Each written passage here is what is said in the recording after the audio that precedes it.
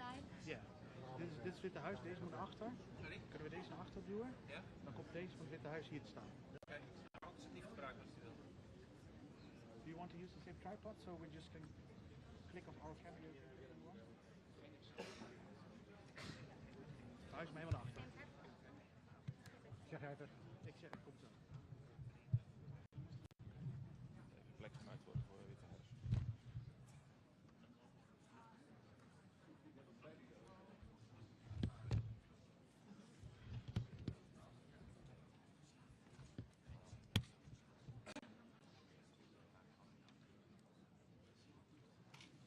Ze zijn niet heel vriendelijk, zeg maar.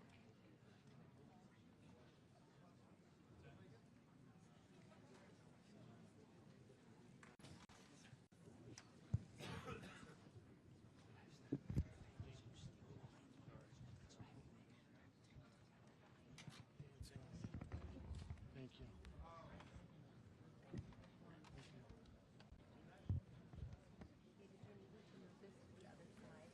Ja, ja.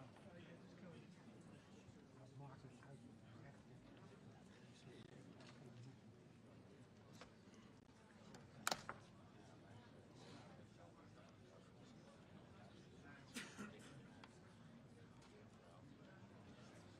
Ja, ik had het ook wel.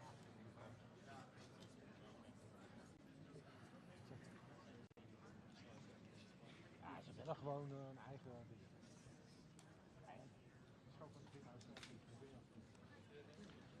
I need power. Is there power? I need power. AC. Is there power back here somewhere? Where? No. Okay.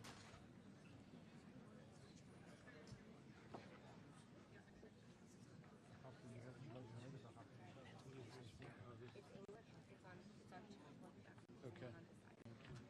What else do you need to do? Let me come up there.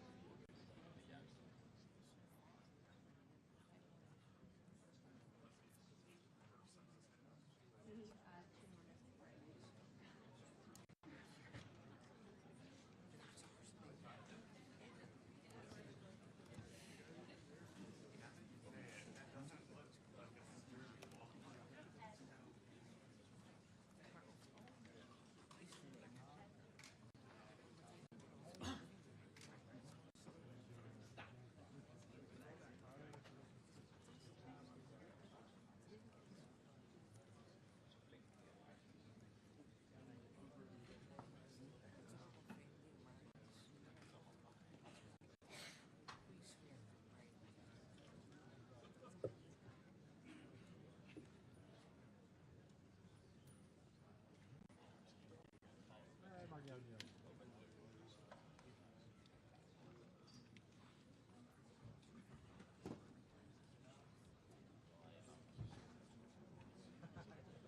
Net zo lang. Ja.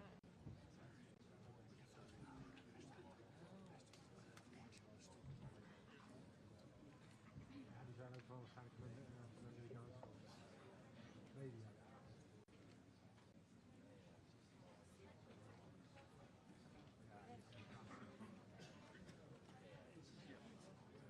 Thank you. David, Ethernet is right behind you. Ja, dat is van de totaal. Thank you.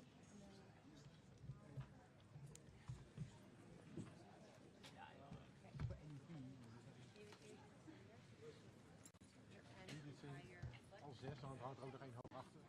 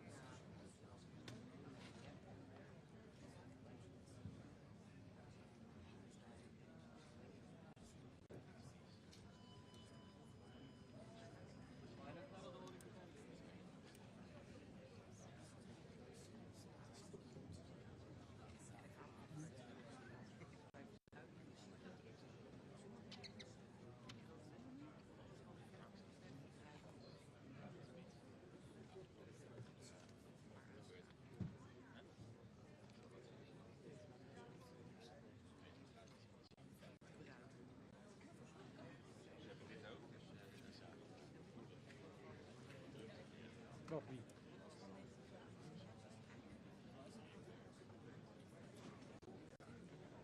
Ja, natuurlijk. En wij toch ook. Wij niet, maar...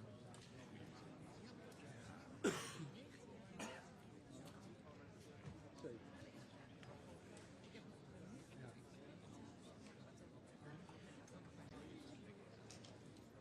Ik heb het gemist.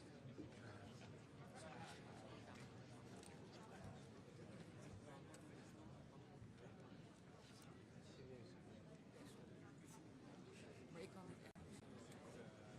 Ik weet dat er ook een grond wordt bepaald. Tuurlijk, dat doet iedereen. Ik had het probeer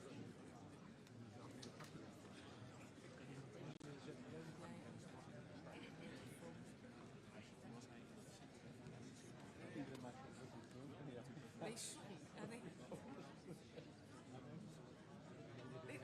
Nee. Maar zo goed. Dat is een leeftijd.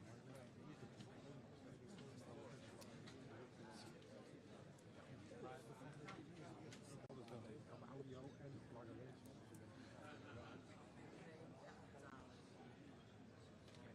Dat weet iedereen.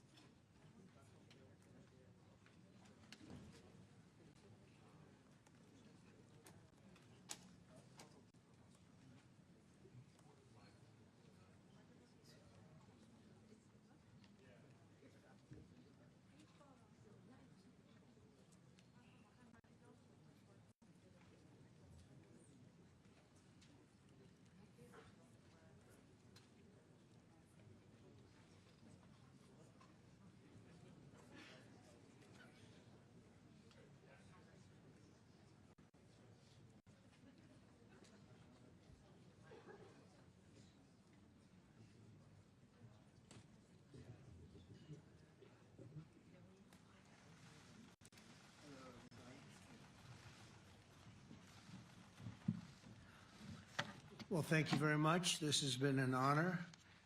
It was a fairly long trip, but worth it. Tremendous things have been accomplished, as you probably noticed. Listened to a lot of wonderful speeches from the heads of a lot of wonderful countries. But I want to thank you for joining us at the conclusion of a highly productive NATO summit in the Netherlands. I want to thank them for the royal treatment they've given us. Couldn't have been nicer. And it's a beautiful country, really a beautiful country. Coming in, I saw the most beautiful trees. In fact, I want to bring some back with me. I want to also thank, I had breakfast this morning with the King and Queen, and they're incredible people. I said, you're central casting. Beautiful people, great people, big, beautiful heart. And I enjoyed that. And also NATO Secretary General Mark Rutte, who's been terrific. He's been a friend of mine, used to be right here running this wonderful country. Now he's the NATO Secretary General. He's doing a fantastic job. And the Prime Minister, we appreciate everything you've done. And as you know, last weekend, the United States successfully carried out a massive precision strike on Iran's nuclear enrichment facilities, and it was very, very successful. It was called obliteration. No other military on earth could have done it, and now this incredible exercise of American strength has paved the way for peace with a historic ceasefire agreement late Monday, and we call it the 12-day war. Spoke to a few people. I guess that just sounded like the right name. It was a 12-day war. And we think it's over. I don't think they're going to be going back at each other. I don't think so. Not only have we dealt decisively with the critical threat of Iran's nuclear program, which was what I wanted. I said, Iran cannot have a nuclear weapon. I've said that for 15 years, long before I decided to do the political thing. But we've also reasserted the credibility of American deterrence, which is like no other. The people at NATO said there's never been anything. You know, I rebuilt the entire military during my first term.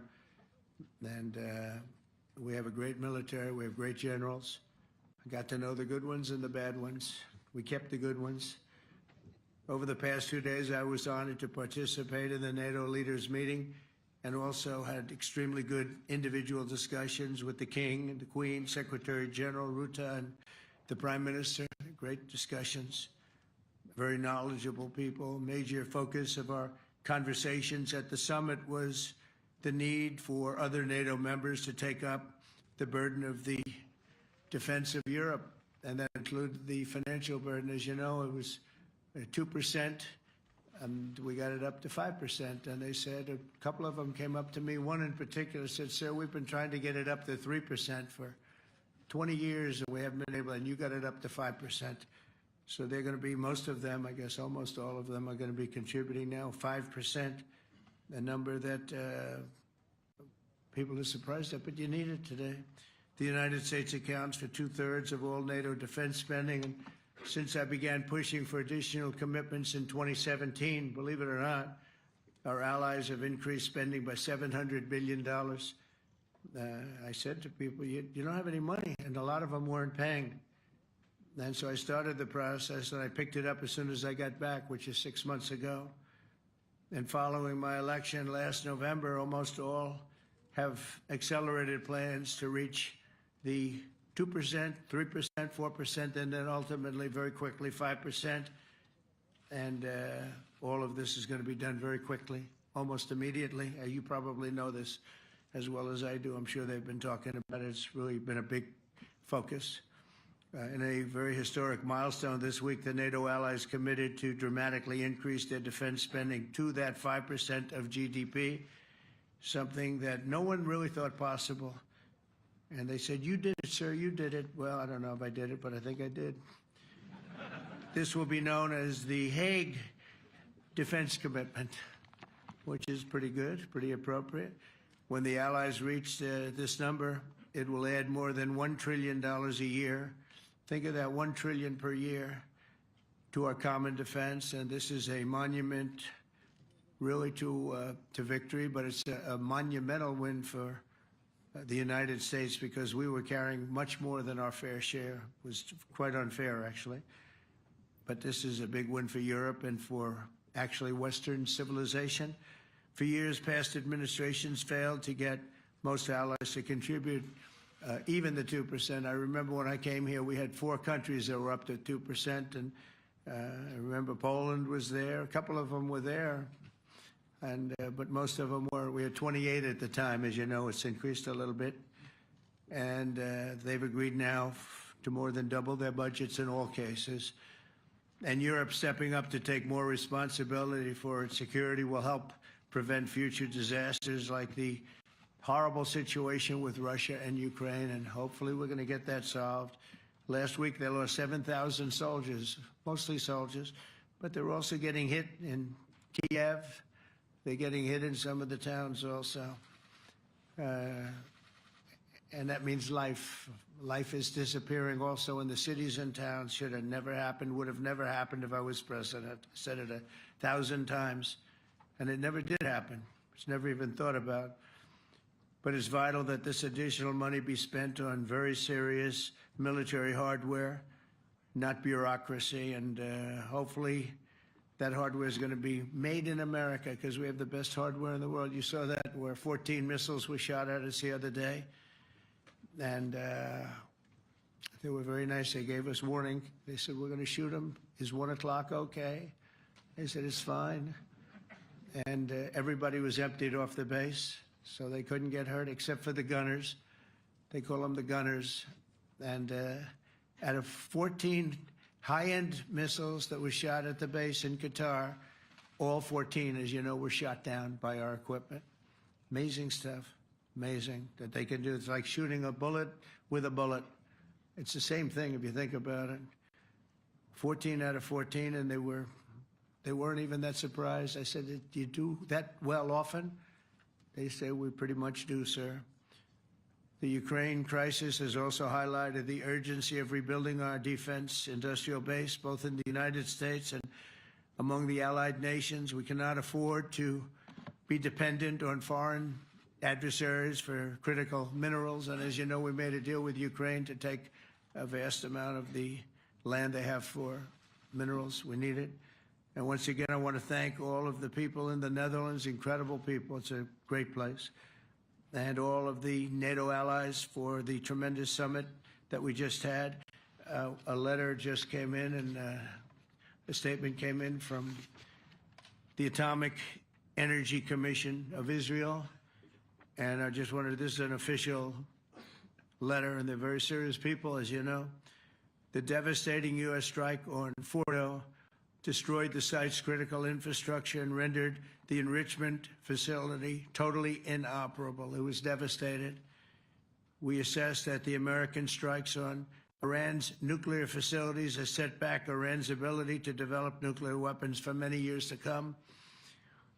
This achievement can continue indefinitely if Iran does not get access to nuclear material, which it won't. It's so sad that that whole thing had to go. But I just want to thank our pilots. You know, they were maligned and treated very bad, demeaned by fake news CNN, which is back there, believe it or not, wasting time, nobody's watching them, so they're just wasting a lot of time, wasting my time. And the New York Times, they put out a story that, well, maybe they were hit, but it wasn't bad. Well, it was so bad that they ended the war. It ended the war. Somebody said in a certain way, you know, that it was so devastating, actually. If you look at Hiroshima, if you look at Nagasaki, you know, that ended a war too. This ended a war in a different way, but it was so devastating. Also, they have, out of Dubai, just came that Iran's foreign ministry spokesman, this is Iran's foreign ministry, says its nuclear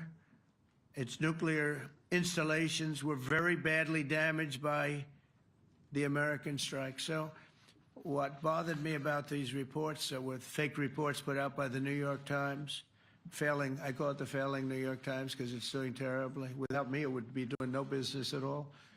But, and by fake news, CNN and MSDNC, all of these terrible people, you know, they have no credibility.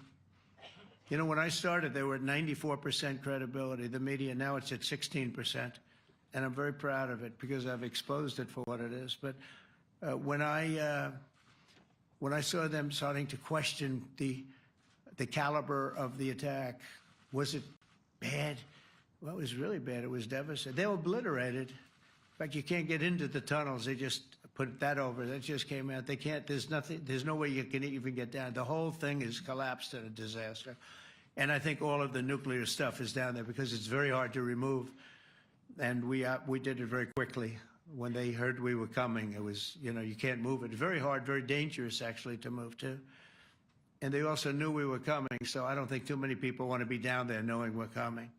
With the bunker busters, as we call them, we're the only ones that have them. We have the best equipment, best nuclear equipment, and we have the best equipment in the world. And by the way, we can't forget our submarine, which was out there, submarines actually, but submarine was out there. We shot 30 rockets into an area, every single one of them. I think it was almost 400 miles away, I think, Pete, right?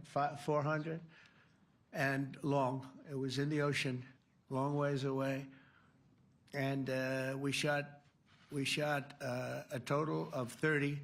Every single one of them hit within 9 inches from where it was supposed to be. It took it a lot because we didn't do just Fordo. We did 2 others in addition, which hadn't been completely destroyed.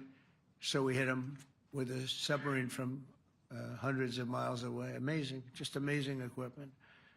Greatest submarines in the world. Nobody's even close. They're 20 years behind us when it comes to submarine technology. So that's one, and the other was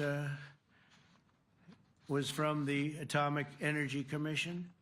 And they have about 3 or 4 of them now coming in from atomic energy commissions from various places. But the one that we have that just came out, we released it a little while ago, was from the Israeli Atomic Energy Commission. But numerous of them are getting to see the site, and the site has been demolished.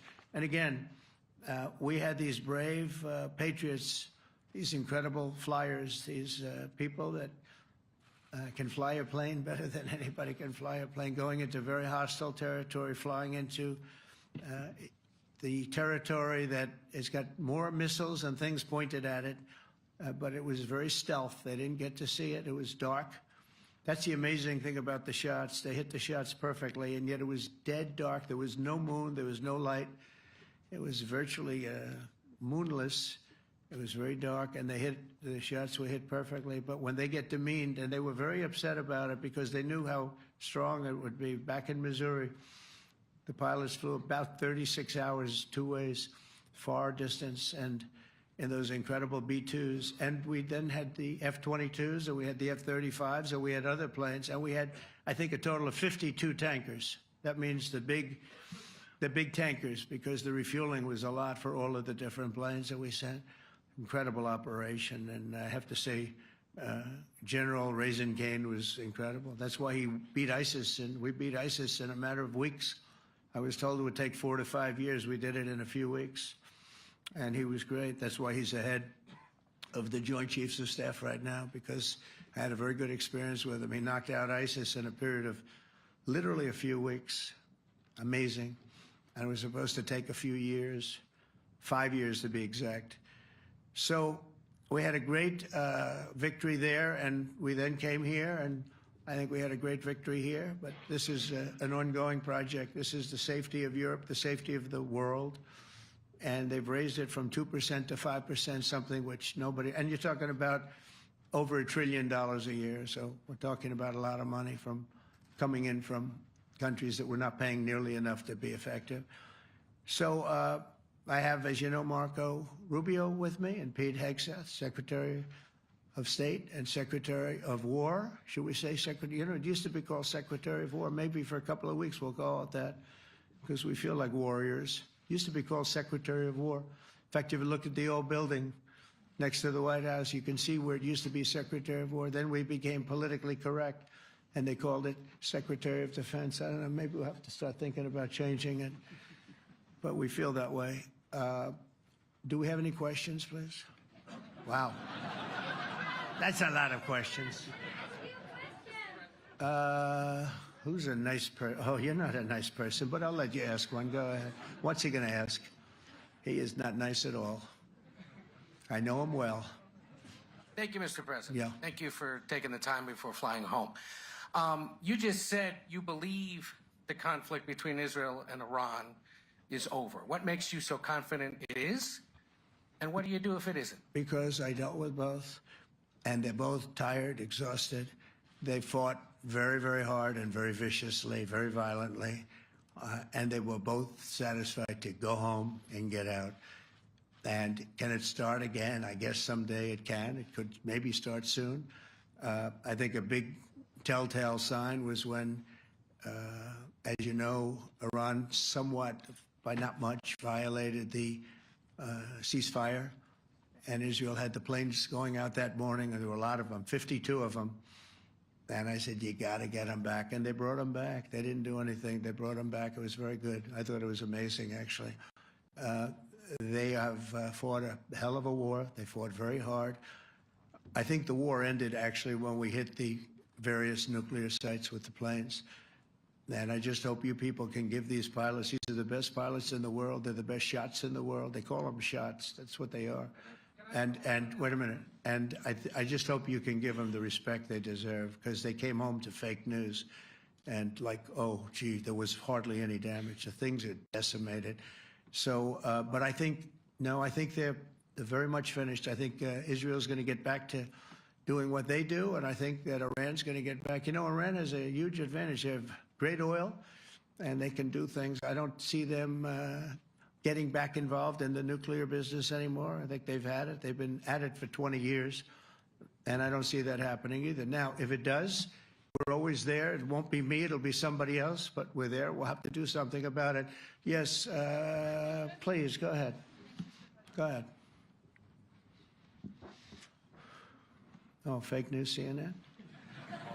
Oh, yeah, here we go. Wait till you hear this question. You should really say how great our soldiers and our warriors are. I think everyone appreciates our soldiers and our warriors. I do have two questions for you, Mr. President. You just cited Israeli intelligence on these attacks. Earlier, you said U.S. intelligence was inconclusive. Are you relying on Israeli intelligence for your assessment of the impact of the strikes? No, this is also, Iran made the statement, and it's also, if you read the document that was given, that Pete can talk about if you'd like, the document said it could be very severe damage. But they didn't take that. They said it could be limited or it could be very severe. They really didn't know, other than to say it could be limited or it could be very, very severe. And you didn't choose to put that because it was very early after. Since then, we've collected additional intelligence. We've also spoken to people who have seen the site, and the site is obliterated. And we think everything nuclear is down there. They didn't take it out. Okay, question? Please, go ahead. Go ahead. Yeah, blue dress. Thank you so much, Mr. President. Yesterday, you said China can now continue to purchase oil from Iran. Yeah. Are you giving up on your maximum pressure campaign? Because there are sanctions right now. With who? On Iran. No, look, they just had a war. The war was fought. They fought it bravely. I'm not giving up. They're in the oil business. I mean, I could stop it if I wanted. I could sell China the oil myself. I don't want to do that. They're going to need money to put that country back into shape. We want to see that happen. Would it? No, if they're going to sell oil, they're going to sell oil. We're not taking over the oil. We could have, you know. I used to say with Iraq, keep the oil. I could say it here, too. We could have kept the oil. No, China is going to want to buy oil. They can buy it from us. They can buy it from other people. But you're going to have to put that country back into shape. It desperately needs money. Yeah. Yeah, please. Here we go. I'm picking the beauties today. Go ahead. Mr. President, Secretary General Rutte has described President Putin as an adversary, a threat, an enemy. Do you view him the same way? And in addition to that, you mentioned General Kane, your chief of staff, the chairman of the Joint Chiefs of Staff. General Kane. Yes. He has said that Mr. Putin has territorial ambitions beyond Ukraine. Do you view that in the same way? Possible. I mean, it's possible. I know one thing. He'd like to settle. He'd like to get out of this thing. It's a mess for him. He called the other day. He said, "Can I help you with Iran?" I said, "No, you can help me with Russia." Because, you know, in the last few weeks, we took care of India and Pakistan, Kosovo, Serbia. I think on Friday we have coming in, the Congo is coming in, and Rwanda is coming in. That was a vicious war that went on, a machete war, heads chopped off all over Africa. They're coming in. We did 2 others in addition to that. Nobody's ever done anything like this. No, I consider him a person that's, I think, been misguided. I'm very surprised, actually. I thought we would have had that settled easy. I've settled 4 of them in the meantime. But he did call up, and he said, you know, he's close to Iran. He'd like to help us get a settlement. I said, no, you help me get a settlement with you, with Russia. And I think we're going to be doing that, too. Yeah, please. Go ahead, please. Thank you, Mr. President. You've made clear your position on what impact the strikes had. I wanted to ask you what is next with Iran. For instance, is there any indication from U.S. intelligence that Iran was able to move any material? No, just the opposite. We think we hit them so hard and so fast they didn't get to move. And if you knew about that material, it's very hard and very dangerous to move. It's called, in many people, they call it dust, but it's very, very heavy. It's very, very hard to move.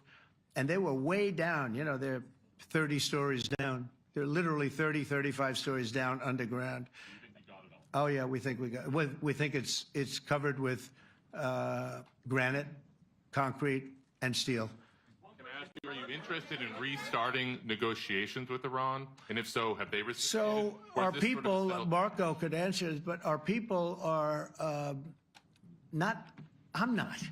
The way I look at it, they fought, the war's done, and, you know, I could get a statement that they're not going to go nuclear. We're probably going to ask for that, but they're not going to be doing it. But they're not going to be doing it anyway. They've had it. They've had it. Now, maybe someday in the future we'll want that. But I've asked Marco, do you want to draw, I just asked him the question as we were walking on the stage, do you want to draw up a little agreement for them to sign? Because I think we can get them to sign it. I don't think it's necessary. Marco, do you want to talk about that, please? Well, Mr. President, I think President Trump has shown a willingness to meet and talk to anybody in the world who's interested in peace. I don't know of any president that's been as willing as he has to meet with anyone and talk about peace. We'd love to have peaceful relations with any country in the world. And so obviously that'll depend on Iran's willingness not just to engage in peace, but to negotiate directly with the United States, not through some third country or fourth country process. But I know of no president, probably in our modern history, that's sought peace more than President Trump has. Sounds like the door is open, but you're in no rush. Is that right? Sounds like the door is open. But I'll tell you what, look, we're going to talk to them next week with Iran.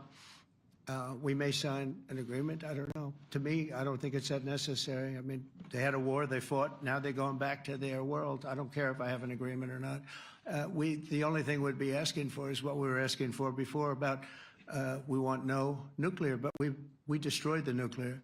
In other words, that's destroyed. I said, Iran will not have nuclear. Well, we blew it up. It's blown up to kingdom come. And so I don't feel very strongly about it. If we got a document, wouldn't be bad. We're going to meet with them, actually. We're going to meet with them. Yeah. Yeah, go ahead, please. Yes. Mr. President, Netherlands TV, thank you for visiting our country. Good. As I understood, Thank you. I, of course, would like to know how you slept last night at the House of the King. Oh, I slept beautifully. But probably a more serious question. I think you just had a meeting with President Zelensky. Did you discuss any ceasefire in this Russo-Ukrainian? No, I wanted to know how he's doing. He was very nice, actually. You know, we had little rough times sometimes. He was, couldn't have been nicer. I think he'd like to see an end to this. I do. I think what I took from the meeting couldn't have been nicer, actually. But I took from the meeting that he'd like to see it end. I think it's a great time to end it. I'm going to speak to Vladimir Putin, see if we can get it ended. But look, these are brave people. They're fighting these wars all over the place. You know, last week they had, I guess, I told you, close to 7,000 young soldiers, Russian and Ukrainian soldiers were killed, 7,000 in 1 week. It's crazy. It's crazy. So I'll be speaking to Putin. No, I had a good meeting with with Zelensky, and I had a lot of good meetings. We had a lot of good meetings with a lot of people, a lot of great leaders. But he's fighting a brave battle. It's a tough battle. Yeah. Go ahead, white dress. Thank you. Ida Hallikainen from Finland, Ilta-Sanomat. Good. You have played golf with President Alexander Stubb. How do you see Finland as a NATO ally and partner, and how would you describe your relationship with our president? Well, he's a very good golfer, okay? In fact, he was on his college golf team. He went to a good college in the South, as you know, a very good college, and he was a good golfer. We had a good time. I think my relationship's great. I want to buy icebreakers. You know, you're very good at icebreakers. And I actually made him an offer. I didn't go to Congress. They'll try and impeach me for this. But there's an old, it's not old, it's fairly new, but it's used icebreaker. And I offered him about 1/3 of what he asked for. But we're negotiating. We need icebreakers in the U.S. And if we can get some inexpensively, I'd like to do that. Actually, they'll fix it up, make it good. Also, we may buy some icebreakers. You know, you're the king of icebreakers, that particular country. They make them good. They make them really good, and they know what they're doing. And so we're negotiating with them for about 15 different icebreakers. But one of them is available now. It's old, and it's you know, old. It's like 5, 6 years old. Now we're trying to buy it. I'm trying to make a good deal. That's all I do my whole life. My whole life, that's all I do is make deals. Yeah, please. Go ahead. Sir, go ahead. Yeah, a question for NewsHour, Dutch TV. First of all, on Article 5, on your way here, you spoke about the commitment of the U.S. to Article 5, saying, I'll give you my definition once we're here. Yeah. What is your definition, and may the U.S. commitment to Article 5 change in case some of the NATO members do not reach the threshold that was discussed today? My second question is following up on a colleague on Iran. What intel reports do say that everything over there was obliterated? Yeah, well, there are numerous of those reports, and they're coming out fast and furious. But the most respected ones we've already seen. And I will say that on a very confidential basis, they're looking at the reports, like numerous reports, and including people going to the site and checking the site. And they're going to be having, I guess you're going to be having over the next couple of days a full, you're going to encapsulate it. But no, the site was obliterated, just like I said it was, and just like the pilots should be given credit for. As far as Article 5, look, when I came here because it was something I'm supposed to be doing, but I left here a little bit differently. I said, I watched the heads of these countries get up, and the love and the passion that they showed for their country was unbelievable. I've never seen quite anything like it. They want to protect their country, and they need the United States. And without the United States, it's not going to be the same. And you can ask Mark, or you can ask any of the people that were there. It was really moving to see it. They love their country. They were so respectful of me because I'm the head of the United States. And I made, you know, the King of Saudi Arabia, when I was in the Middle East, so I was in Qatar for a different reason, not a reason to get shot at. We were in there for economic development reasons, Qatar, UAE, and Saudi Arabia. All three leaders of those countries, and we took back $5.1 trillion into the United States. All three leaders said, you know, you're presiding over the hottest country in the world. The United States right now is the hottest. Everybody wants to be there. Everybody wants a piece of it. He said, a year ago, your country was dead. You had a deadhead running it. You had a country that was dead, and it was dead. You had people pouring through the borders. You had inflation. You had everything. He said, you've made it in 5 months at that time. You've made it the hottest country. This is the hottest country in the world. The United States right now is the hottest country in the world. And when I was around that table, it was a nice group of people, many of whom I knew from previous. When I saw the passion they had for the country, almost everyone, and you probably have the tapes, it was very public, but almost every one of them said, thank God for the United States. Without the United States, they couldn't really have NATO. It wouldn't work. It wouldn't work. It will in the future because now they're paying much more money, but it wouldn't work. It was great. And I left here differently. I left here saying that these people really love their countries. It's not a ripoff. And we're here to help them protect their country. Okay, we'll do one or two more. Thank you, Mr. President. Yeah. A question on Spain. Are you satisfied with today? Oh, I think Spain's terrible what they've done.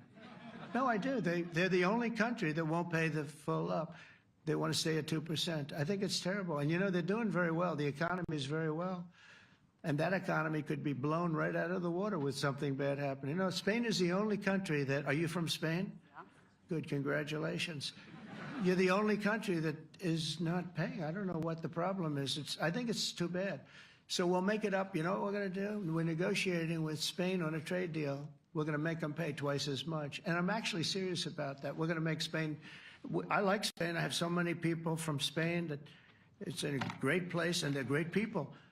But Spain is the only country out of all of the countries that refuses to pay.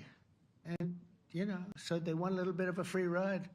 But they'll have to pay it back to us on trade because I'm not going to let that happen. It's unfair. It's unfair to NATO. All right, sir, please. Go ahead, right in the back. Yeah, you, tall one. The tall man.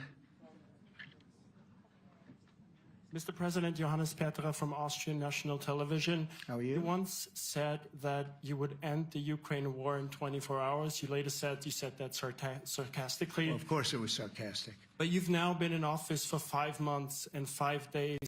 Why have you not been able to end the Ukraine war? Because it's more difficult than people would have any idea.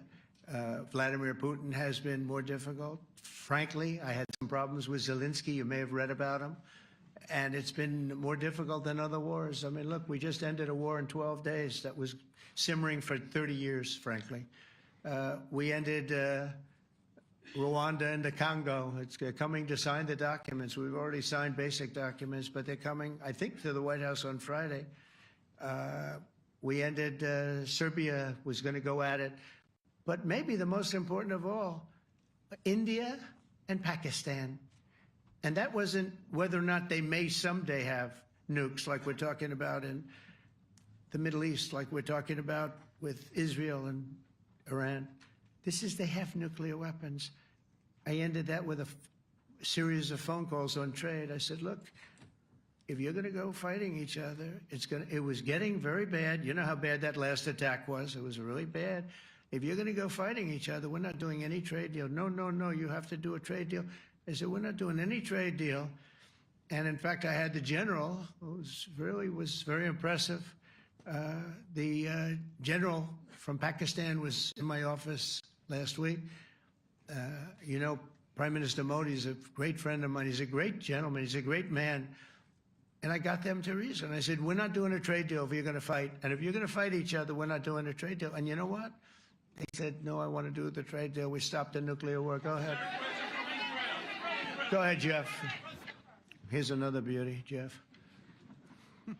He's a beauty, all right. Go ahead.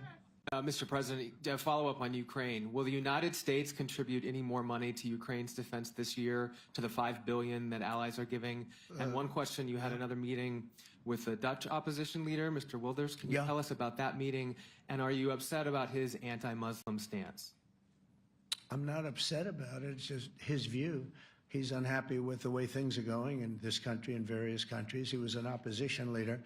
And I was asked to meet with the opposition leader by the people that are running. I think they have some deal where if you have a meeting, you're supposed to meet with an opposition leader. I said, that's strange. We don't do that. But I met with I didn't know him. He seemed like a very nice guy, but he's in opposition to the current people, and that was set up by the current people. So I assume when I met with the Prime Minister, you're supposed to meet with the opposition. We'll have to try that sometime in our country. Let's not do it. But I thought he was very good. As far as money going, we'll see what happens. There's a lot of spirit. Look, Vladimir Putin really has to end that war. People are dying at levels that people haven't seen before for a long time. Go ahead. Go ahead. White shirt. Oh, she's all excited. So, BBC News Ukrainian, I would Where are like you to ask from? I'm from Ukraine. Oh, So my wow. question to you is whether or not the U.S. is ready to sell anti-air missile systems Patriot to Ukraine. We know that Russia has been pounding Ukraine really heavily right now. Are you living yourself now in Ukraine? My husband is there. Wow. And I can see you very, it's amazing. and me with the kids. I'm in Warsaw actually because he wanted me to be. Is your husband a soldier? No? He's. He's there now? Yeah. Wow. That's rough stuff, right? That's tough. And you're living here? In Warsaw. And you're a reporter? I am. Good. So let me just tell you, they do want to have the anti-missile missiles, okay, as they call them, the Patriots. And we're going to see if we can make some available, They're very hard to get. We need them too. We were supplying them to Israel, and they're very effective, 100% effective. Hard to believe how effective. And they do want that more than any other thing, as you probably know. That's a very good question, and I wish you a lot of luck. I mean, I can see it's very upsetting to you. So say hello to your husband, okay? Thank you. Go ahead. Thank you. Thank you, Mr. President. You were criticizing Where are you from? Bloomberg News. Oh, Bloomberg. You That's were wonderful. you were criticizing the Federal Reserve Chair before coming to this summit. Yeah, I think he's terrible. I was wondering if you've begun interviewing different candidates for the Fed pick. Yeah, I know within 3 or 4 people who are going to pick. I mean, he goes up pretty soon, fortunately, because I think he's terrible. We have no inflation. We have a tremendous economy. Hundreds of billions of dollars of tariff money is pouring in. Factories are being built because they don't want to pay the tariffs, so they're building them all over the country. I think we're close to $15 trillion. I told you $5.1 trillion from the Middle East alone, but of investment money coming in. There's never been anything like that in the history of our country. But we have no inflation. And we have borrowing because Biden, stupidly, they did short-term debt. So we have borrowing coming up. And, we'll go 10 years, maybe longer, maybe shorter, but we'll go a long period of time when we do the debt. And because of him, because of this guy, we will have to pay for years. We'll be paying for him. And I said to him, listen, there's no inflation. He says, but maybe there'll be some. That's true. I said, if there is some, what you do is raise the rate. I'm okay with that. You raise the rate in 2 years from now or a year from now. But because the rate's high, we have to pay more for debt. It's pretty equal. In other words, if it's 4%, it's 4%. If you drop it a point, you'll pay 3%. So it's fairly equal, not necessarily, but fairly equal. So we're going to end up paying maybe 2 points or 3 points more. 3 points would be about $900 billion a year because of this very average mentally person. He's an average mentally person. I'd say low in terms of what he does, low. Low IQ for what he does, okay? Wait, so instead of paying $900 billion, we don't want to pay 900 just because he doesn't want to lower the rate. I said, if there's inflation in 2 years or 3 years or 1 year from now, you raise the rate and you take care of the inflation, among other things. But he's probably a very political guy, I guess. I don't know. I think he's a very stupid person, actually. All right, one more. Let's go. How about you? Go ahead. She looks so happy and everything. Thank you. So I I'm picked from her. Spain too. I'm Ana Buch from La Vanguardia. I wanted to know if You're where from? Spain too. I wanted to know if you want to. That's the Spain corner right there. Shouldn't have said that.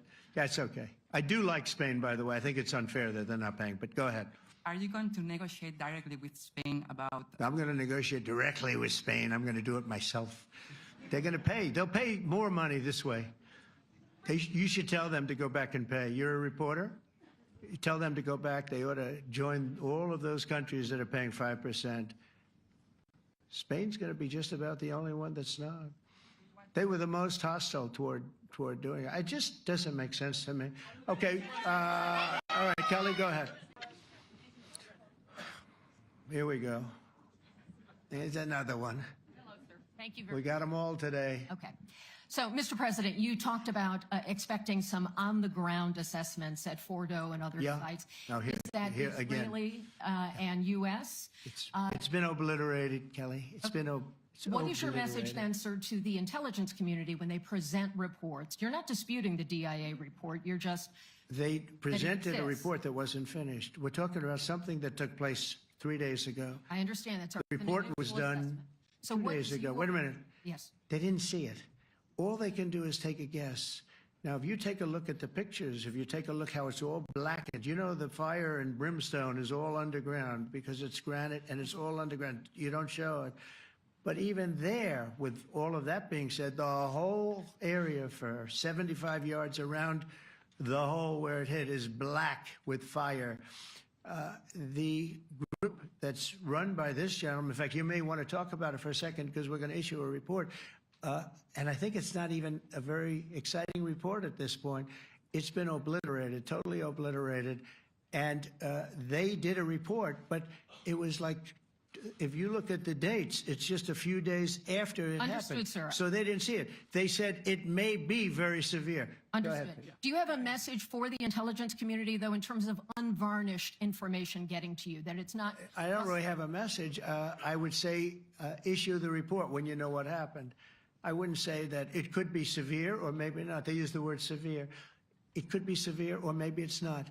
So people like you picked up and said, oh, it's not severe. No, the report was not a complete report. Yeah, the message was probably wait till you know the answer before you... And sir, did you not have a public component to your Zelensky meeting for a tactical reason with President Putin? Let him answer this. Hello, Mr. Secretary. Yeah.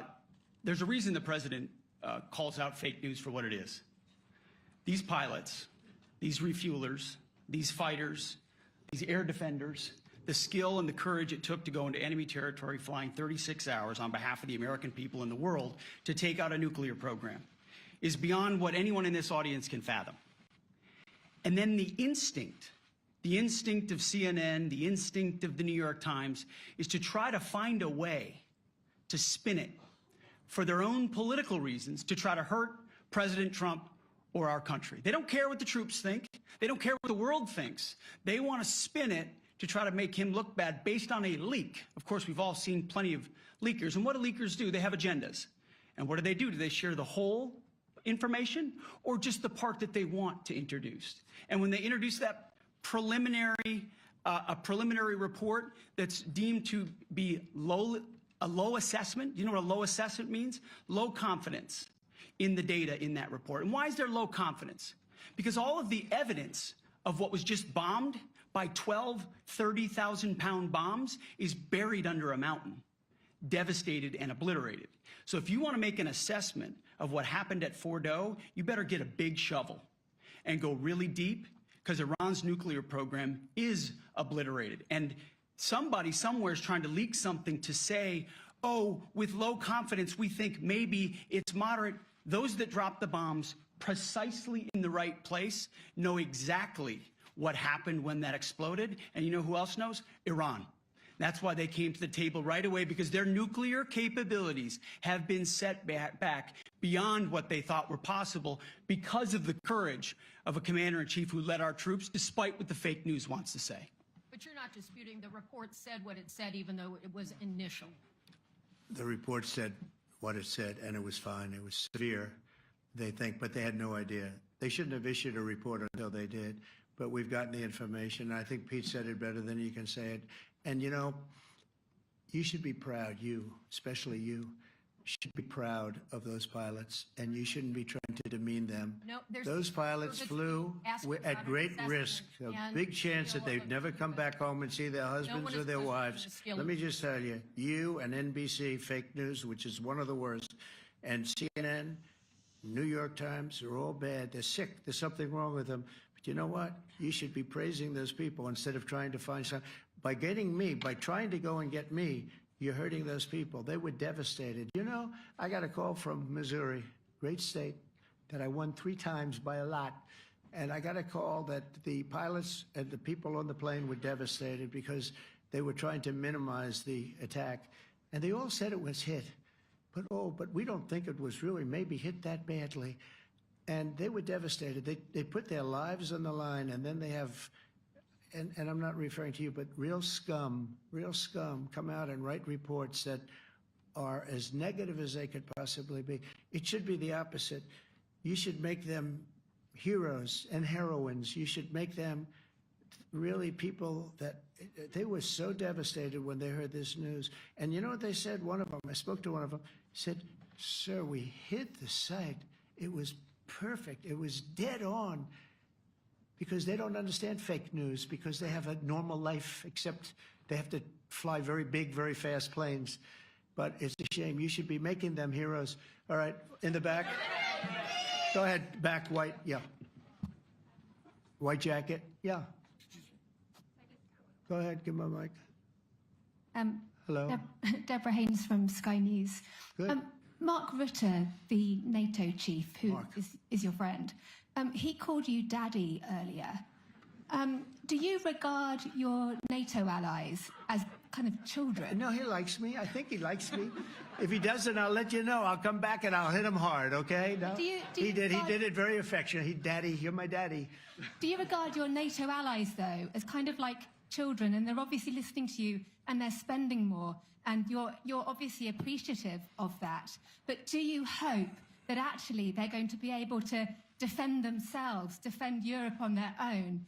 I think they need help a little bit at the beginning, and I think they'll be able to, and I think they're going to remember this day. And this was a big day for NATO. You know, this was a very big day. They took it.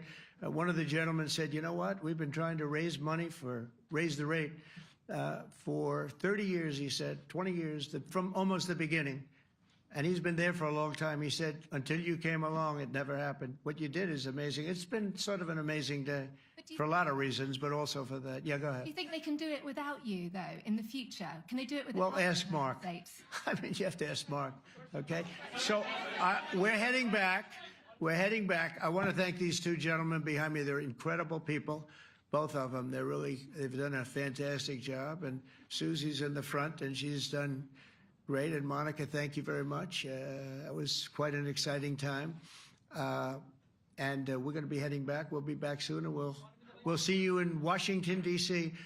Remember this, we have the hottest country anywhere in the world. Thank you very much, everybody. Thank you.